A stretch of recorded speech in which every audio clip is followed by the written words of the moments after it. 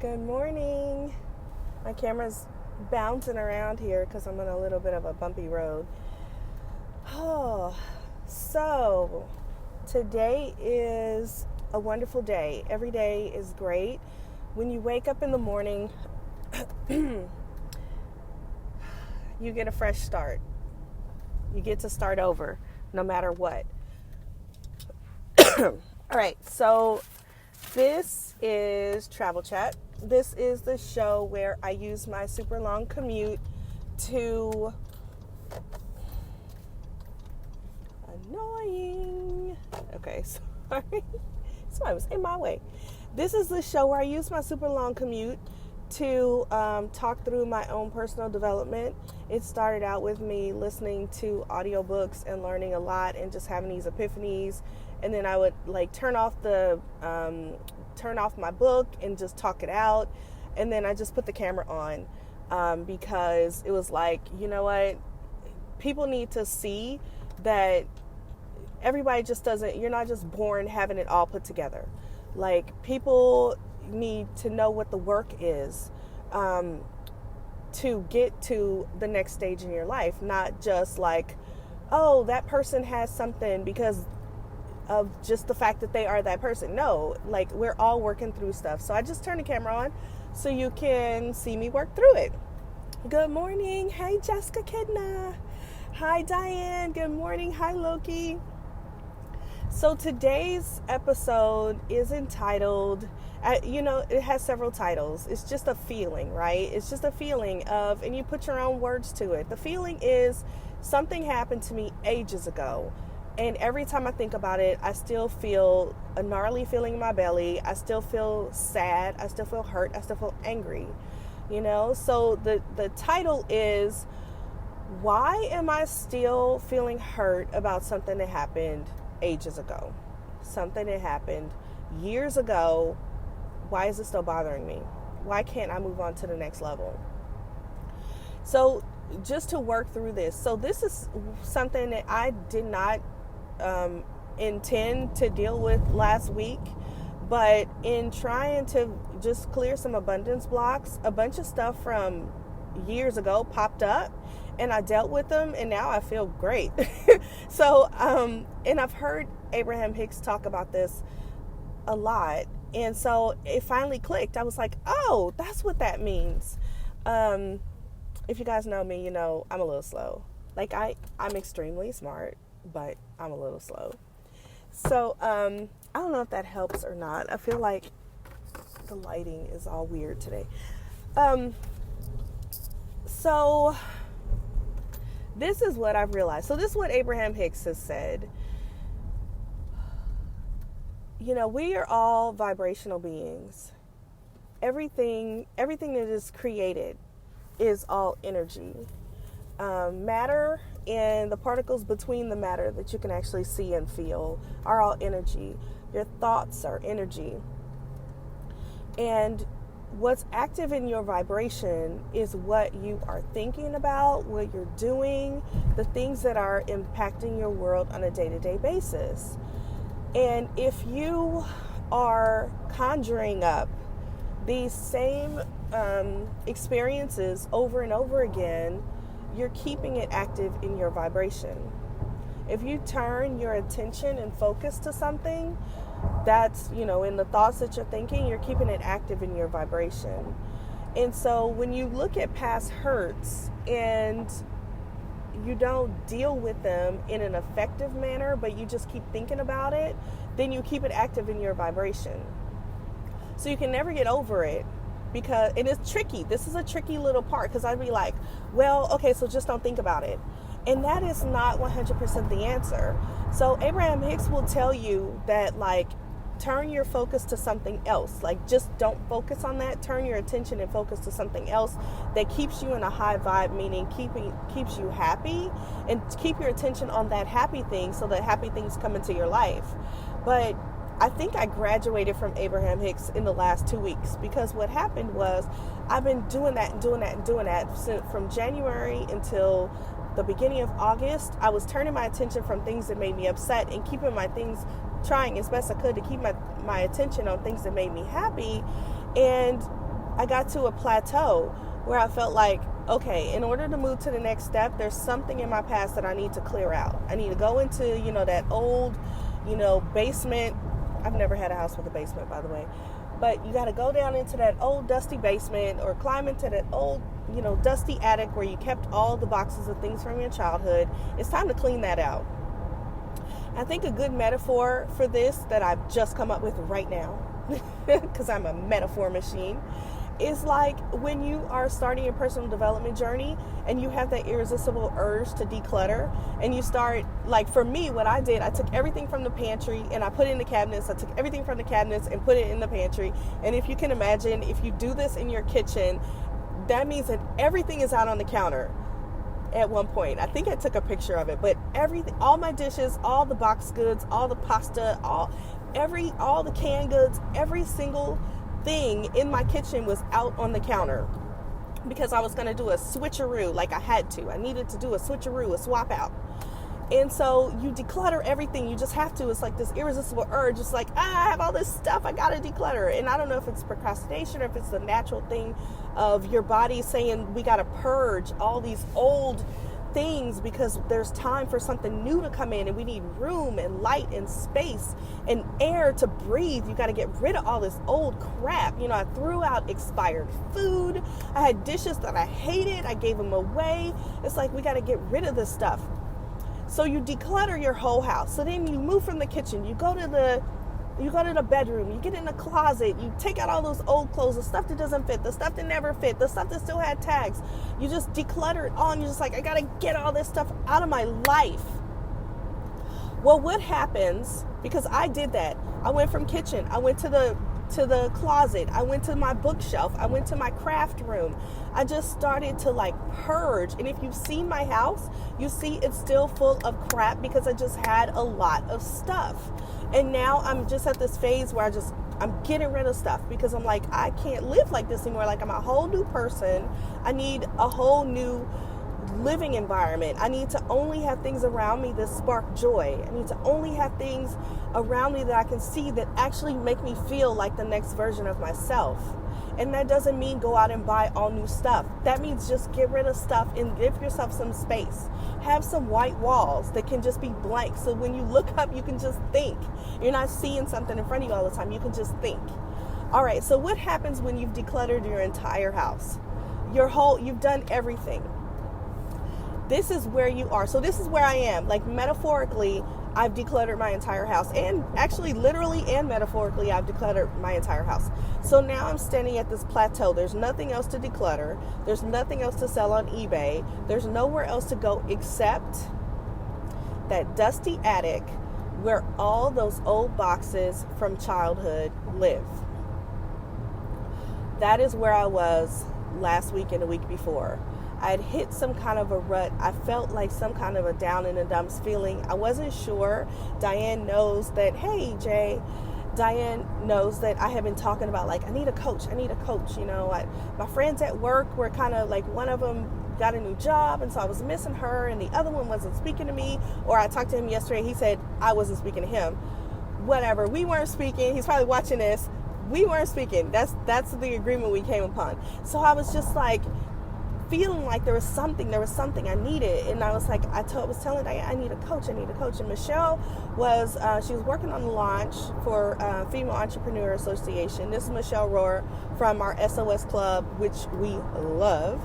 And then she kind of went on vacation for a while and was, still kind of working, but, not as active with us, I guess. I don't know. But it was like there was a void. All of a sudden, after 7 months of just feeling inspired and surrounded by love and support, I felt very alone. And it was supposed to happen that way because it made me feel like an uncomfortable, what's my next step? So it made me have that, okay, I got to get in the attic feeling. I need to go get in the attic, see what's up there that needs to be cleared out, and let's see, what we need to deal with. So I started doing those 2 practices. I started doing that Christy Marie Sheldon exercise where you walk through, your old experiences. You take yourself back to your first decade of life, you breathe through it, you ask yourself some questions, and you get some epiphanies about childhood and the hurts that you had. And then I learned to do the tapping, and I've been tapping for like 5-6 days on everything, and a lot of stuff came up.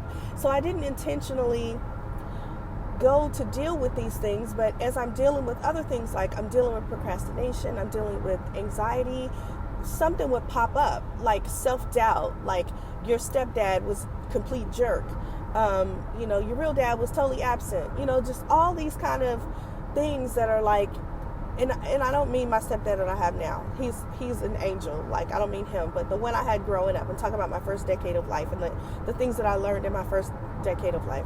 So, all these things started to come up, and I was forced to deal with them. Like, it was apparent. Like, it was almost like God was saying, everything else has been leveled out in your life. You're at a plateau. There's nothing else to declutter, because I tried. I was like, let me just arrange the forks. The forks are fine. Your forks are lined up. They're all facing the same way. Everything is fine. It's time for you to deal with this stuff. Like, don't worry. There's no more space or room or anything else to fix. You got to fix this. And so I had to face it and fix it, and I worked through it. So you got to get an attic. When everything else is straightened out, you got to get an attic, climb in there, and figure out how to change things.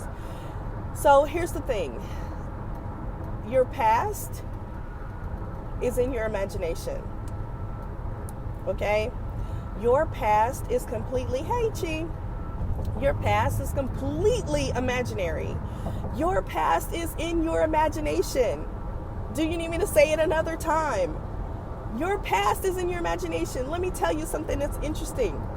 I've had an experience where I've talked to my brother. I have 2 younger brothers. We all grew up in the same house with the same horrible, crazy things that happen and the same wonderful, delightful things that happen.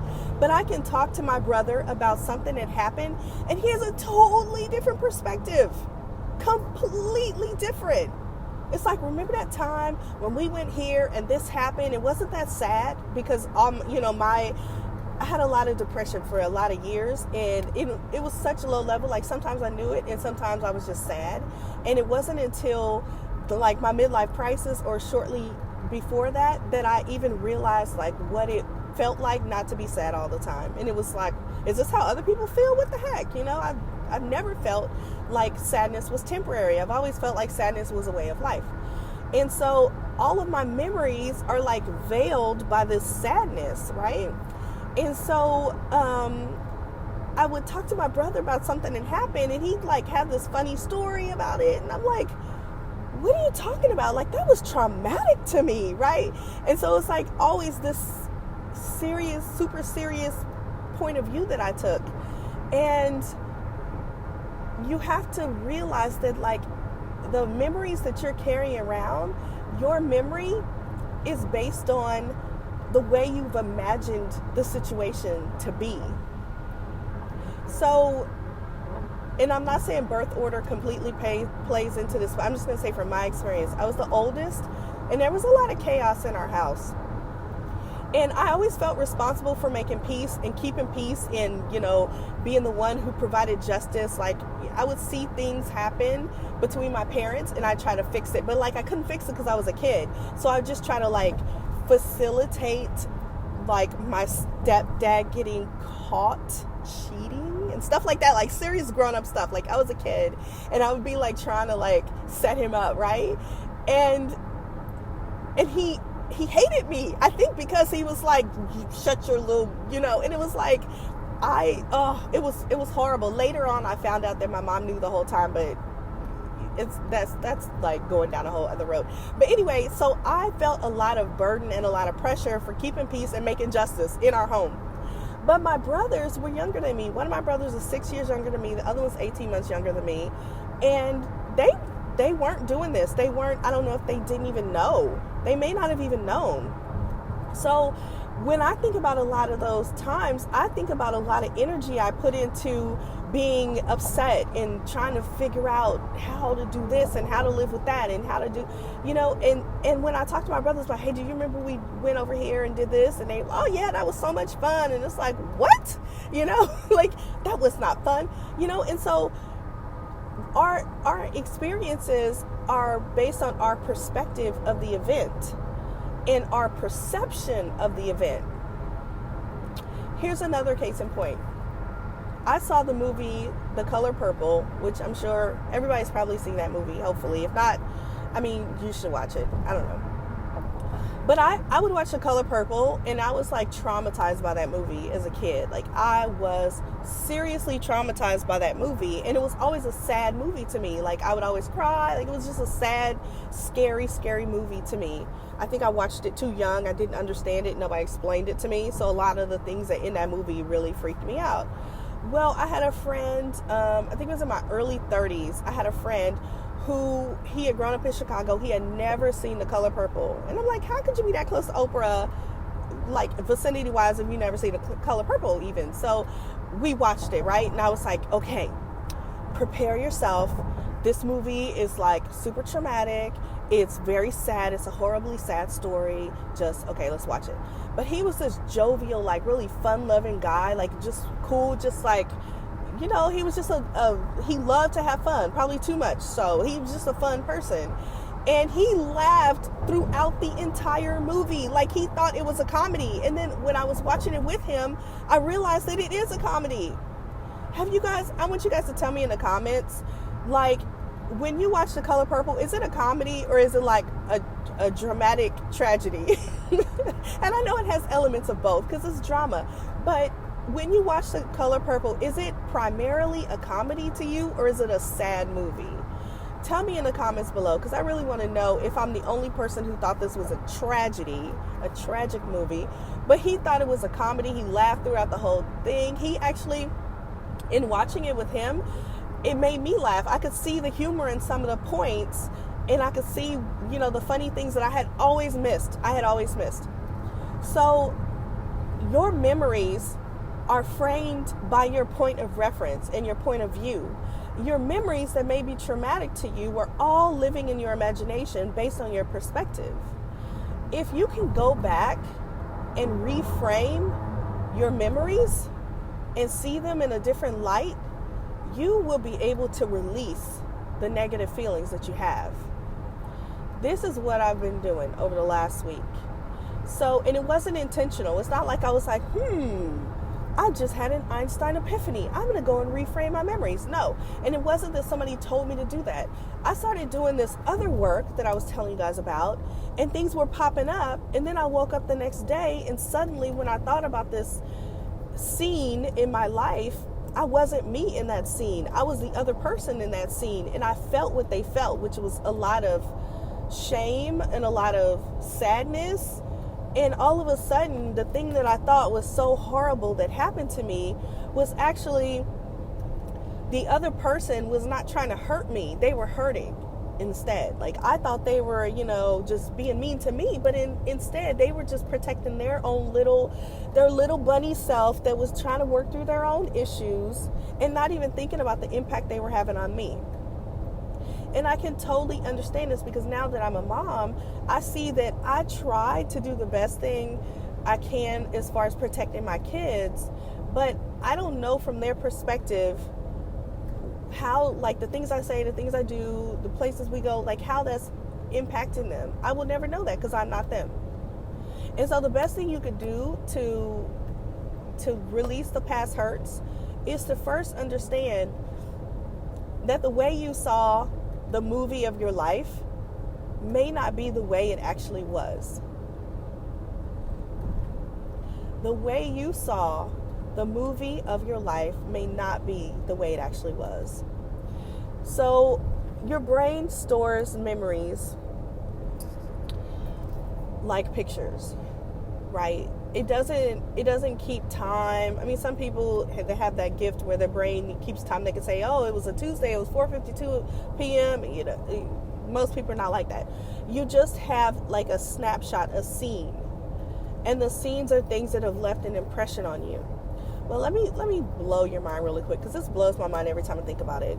Our brains are so incredible that it scans, like what I'm seeing right now. Like, I'm driving, I see everything around me, but I perceive the things that are important to me. Because if I could see every single thing that my brain is capable of seeing, it's overwhelming. I wouldn't be able to drive. Right? Just like, and it's all of our senses. It's not just sight, but our hearing. We can hear the things, we hear the frequencies of sound that are important to us. We don't hear every single sound. Can you imagine how overwhelming it would be if our brain was working at 100% capacity? We don't smell, like, generally you don't smell anything unless it's like a smell, like there's perfume or there's dog poop or something you smell. But you can smell, your brain has a capacity to smell so much more than you actually smell. And I can tell you this for a fact, because I have this weird, annoying condition that if I run, and of course I've always wanted to be a runner, that doesn't happen. If I run at about 12 minutes into just a light jog, I break out in hives. And I can feel it coming on, and I usually try to, like, not go very far from home, because it's really bad, y'all. Like, it's a full-on anaphylactic, like, blood pressure dropping, tunnel vision, you're about to pass out kind of hives. But I can feel it coming on because I start feeling like a little itching, like where the seams of my clothes meet my skin. I feel like a little tingle, and I'm like, uh-oh, I better turn back. But if I don't get home and get some Benadryl fast enough, or before I really understood what was happening, I'd be like, maybe this is what they mean when they say feel the burn. You know, they'd be like, oh, you're gonna run, feel the burn, feel the burn. So I try to push through. I'm like, just push through it, just push through it. I almost passed out because I was trying to push through it. But it's like, no, just keep going, keep going. And what happens is, when I'm in full blown, you know, everything is open mode, I can smell the dirt on the ground. I used to go out and walk my dogs, and I'm getting like, ugh, just thinking about it. But I could smell the leaves. I could smell if there was like water, you know, on the curb. I could smell water, the water from the ground. And I'm tall, like I'm almost 6 feet tall. I'm 5'11", and I could smell the stuff on the ground. I could smell my dogs. I could feel as I'd be trying to hurry up and get home, and the wind against my skin. It was like all my senses were open. The light was so bright that I can't even focus. It's like my eyes are wide open. And so that's how I know that we are not perceiving in our environment everything that we could possibly be perceiving. Because when I'm in that state, and I just don't do that no more. I don't even go outside to try to run. Like, I'll go outside and do other things, but I don't try to run anymore, because it was so bad that I was just like, well, I'm never going to be a runner. And it's happened ever since elementary school. I thought I had asthma when I was younger, because it would happen and I'd like have hives and I couldn't breathe, and it was horrible. Anyway, after about, I think it was maybe about 7 years ago or something, I gave up on it. I actually asked one of my friends who's a pulmonologist and an allergist, and he said, you have exercise-induced urticaria. So in case anybody's wondering, to wrap up that story. But the whole point is that in that experience, and I'm glad I had that experience, because in that experience, I could see like how much our brain is capable of sensing. When all of our senses are turned up, there's so much more in our environment that we filter out in order to survive. So I'm telling you that to tell you that when you were in this situation, like you know, this snapshot of your life, this one little scene of your life, you perceived what was important for you to perceive in that moment. So I'll go back to the example I used yesterday. My biological father requested a blood test to prove that me and my brother were his. It was hurtful to us, and I don't know if it was hurtful because the conversations from adults around us was like, how dare he ask for a blood test? He knows these are his kids. It may have been that, and we perceived like, oh my gosh, this is bad that he's asking for that. Now that I'm an adult, I'm like, well, yeah, you better ask for a blood test because you want to go on record as saying that these are your kids. So, there's two sides to every story. But my whole life until like now, I've always thought like, how dare he? Well, when we had to get the actual blood drawn, we all had to be in the room together. So it was me, my brother, and my mom, because we were minors, and biological father. And it was like a little bit of a wait time before they came in and draw the blood. And he was like, it's an exam room. It's a small room. Phlebotomy room is really small, right? But he was like over by the door with dark glasses on, leaning against the door, not talking to, he didn't even say hi or anything, like not talking to us. And then my perception in that moment was that he's not speaking. He's not, I've never heard his voice. I just wanted to hear his voice. I've never seen his eyes, do his eyes look like mine? I got these round eyes, right? Do his eyes look like mine? I can't even see his eyes, and so my memory is my perception of that event. But that used to hurt me so bad. And now that I've reframed it, it doesn't hurt anymore because I can see from his perspective, his eyes were probably bloodshot because he was crying. He was probably over in the corner because he couldn't even take the shame that he felt to even approach us to say anything. Like, I haven't called you in 17 years and now I'm going to be like, hey, how you doing? Let's get a blood test. And so now that I'm on the other side and I've reframed that experience, it's not hurtful anymore. I don't feel a lick of hurt. It's almost empowering. Do you know what I mean? Like, just today, at some point today, think about an experience that keeps triggering you. Think about something that is like, every time I think about this breakup, this ex-person, this childhood trauma, this whatever, think about it. Get back into whatever that picture is in your brain. Go back there and just think about, is there another way I could see this? Is there something in this room or in this scene that I missed because my brain filtered it out as not important? I always use this term, bathe yourself. Not like a bath, but like bathe yourself in an experience. And I use it a lot now because when something satisfying happens or something happy happens, the best thing that you could do for your entire life is to like be in that moment and like soak it up, drink it up, bathe yourself in it, like just deep dive yourself in the satisfaction and the love and the happiness of whatever it is that's making you feel good in that moment, because that will actually extend to other parts of your life. Like if you're trying to get out of debt, don't think about the money and be like, oh, the money. Think about something happy that's happening and just like be in that and just bask in it and be happy in that and just soak it up for as long as you possibly can. So in this example, take that hurtful moment that you have, whatever it was, that's still triggering you. Get in that moment, bathe yourself in that moment. Use all of your senses to be back in that moment. What did it feel like to be there? What did it look like?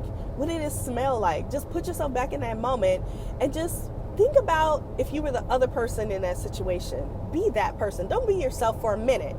Just think about what if, so you're having this horrible argument with a friend and who you dearly love. You haven't spoken to him in 10 years now because you had this horrible argument. If you can even remember what the argument was about, put yourself on their side of the thing. You don't know what their experience is. You don't know what their belief system, frame of reference, what happened to them as a child. Like, you just don't know. Like, you guys didn't agree on something. Why? You're not yourself at this moment. Go into that other person's shoes and think, is there another way that this could have gone down?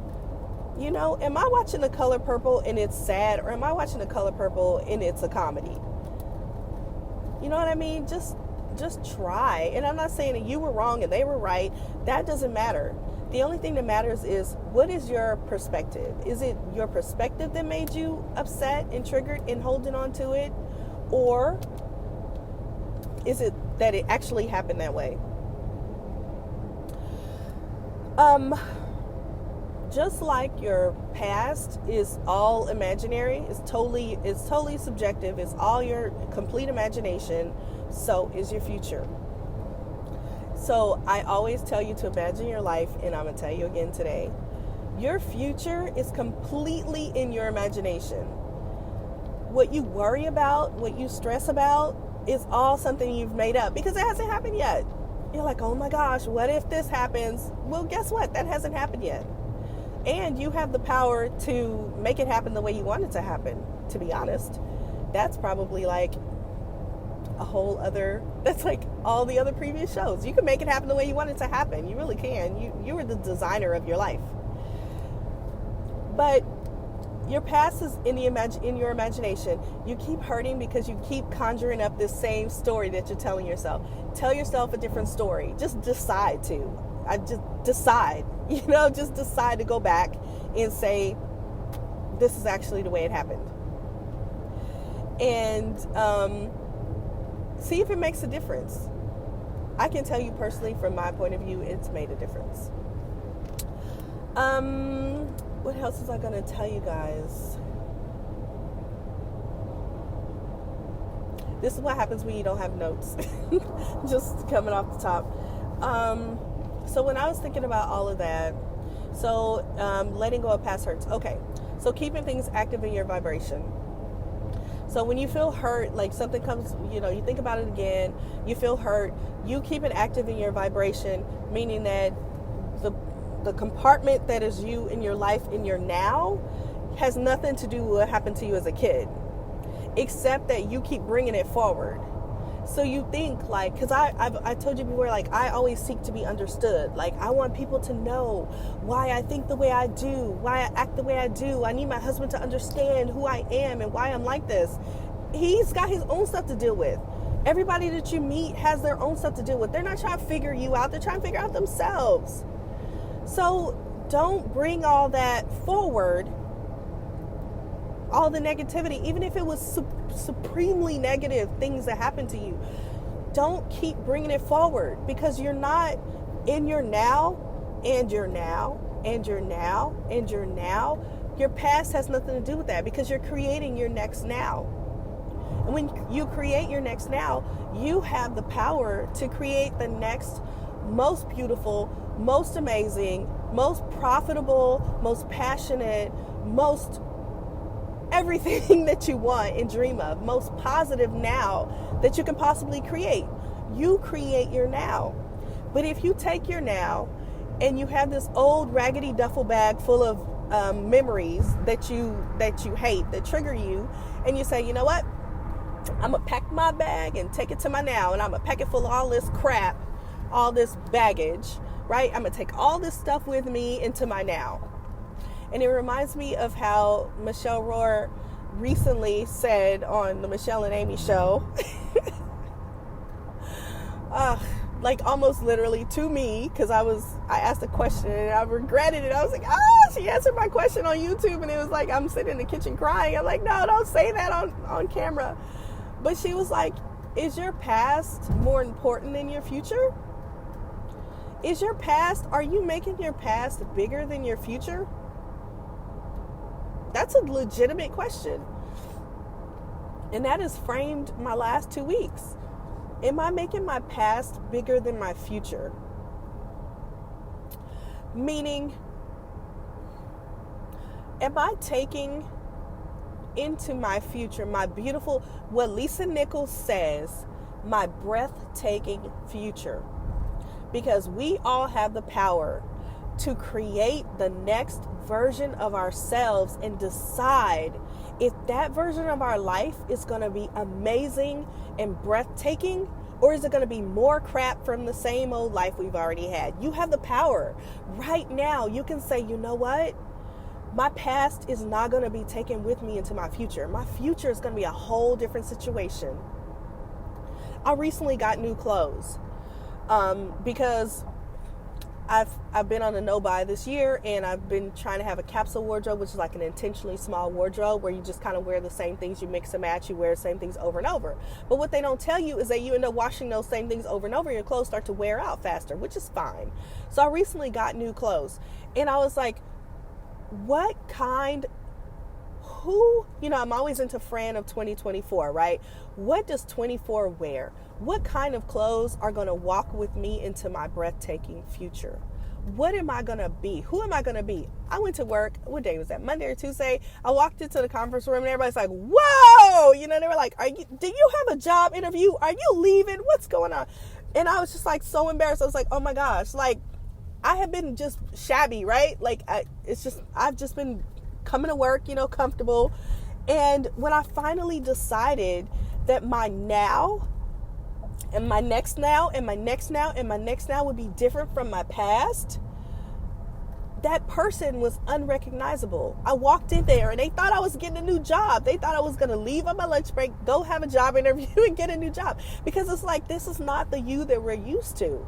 This is not the you that just comes in here, I don't dress bad, but, just regular. But this time I had on a dress, and it was like a blue, and it was just like, wow, you put a little effort, which I didn't put a lot of effort into it, but I put effort into deciding who I wanted to be in the next chapter of my life. And I mean, in every way. That's just an example of how do I dress in the next chapter of my life.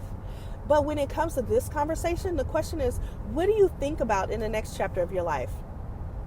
Are you taking that old, painful baggage from the last, 3 chapters ago? If it was 30 years ago, 40 years ago, are you still thinking about that in the same way that you thought about it when you were 10 years old?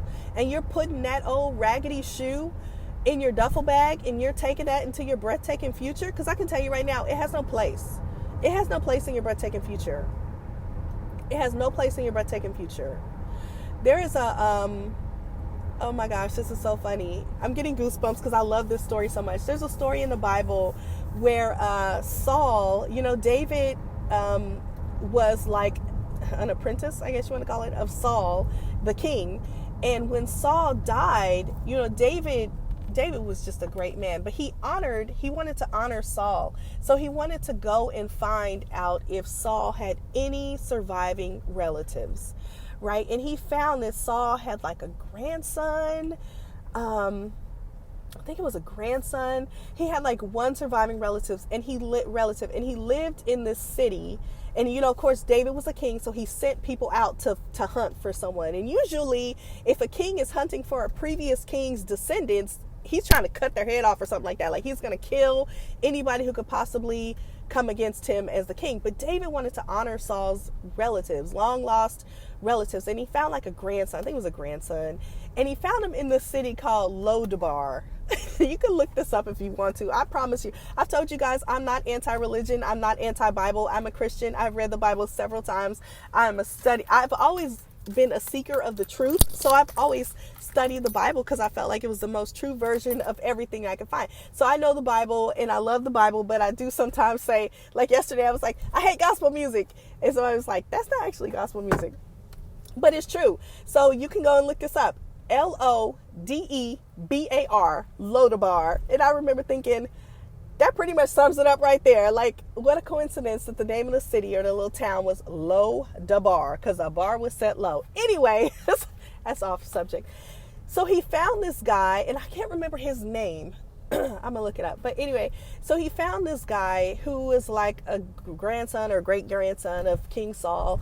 And all of David's men were like, get all your, come on, you're coming to the castle with us, or the palace. You're going to live in the palace now. Like, we want to take care of you. We want to take care of you for the rest of your life. We want you to sit at the king's table because our current king loved King Saul, loved him with the love of the Lord. And he wants you to be at his table at every meal. He wants to take care of you. Now, this guy was like, living in this place. Now, okay, this is not in the Bible, right? This is in my interpretation of the Bible. He's living in this place called Lodabar. He's living in like a old motel, it's got roaches and all this stuff in my interpretation. So when they told him, come on, let's go, you're gonna move to the palace, this guy, in my imagination, starts putting his stuff in the duffel bag. He's ready to go. He's like, okay, let me get my stuff. I don't know what's going to happen. I hope y'all don't kill me, but okay, I'll go. And they were like, no. Now, this isn't the Bible, not these words, but they were like, no, leave all this stuff. We got new stuff for you here. And in my imagination, they were saying, well, we go into the palace and we don't want you to bring your stuff because, you know, if you bring those bags and it's like a roach has crawled into your bag and you get to like a nice place and you open your bag and like a roach crawls out, they were like, no, don't worry. I mean, literally, that's the way I think of it. Like, no, leave your stuff here.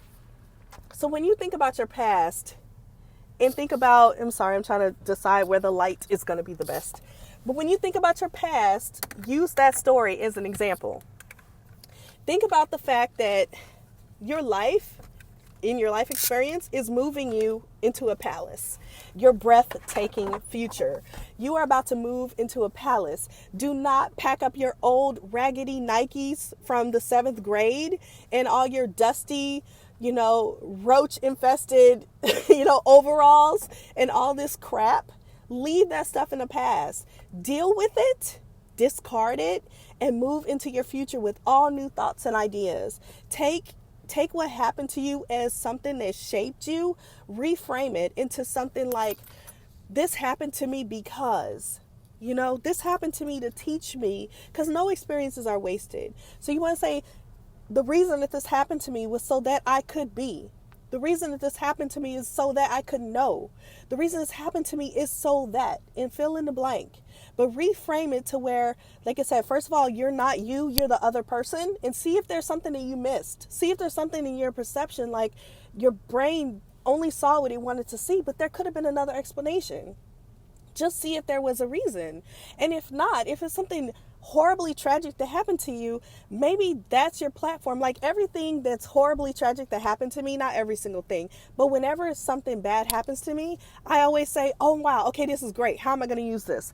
When I realized I had like over $300,000 in debt, I was like, oh yeah, I'm going to help some people, right? Because I was like, I'm not only going to crush this debt, but I'm going to start telling other people how to crush their debt. Like that became my mission. There was something that happened to me before that I was just like, oh yeah, bring it on. It's just like, bring it on. That's what life does. Because your experiences, do not be so selfish in thinking that God is giving you experiences for you. Your experiences are not for you. They are for someone else. They're always for someone else. Always, always, always for someone else. So that's all I have to say today. I got to go into work, go into the meeting. Y'all pray for me. I will pray for you. I will see some of you guys here today. And I will read the comments. I don't like to read the comments when I'm driving. So I'll read the comments and I'll reply to you guys later on today. So, bye.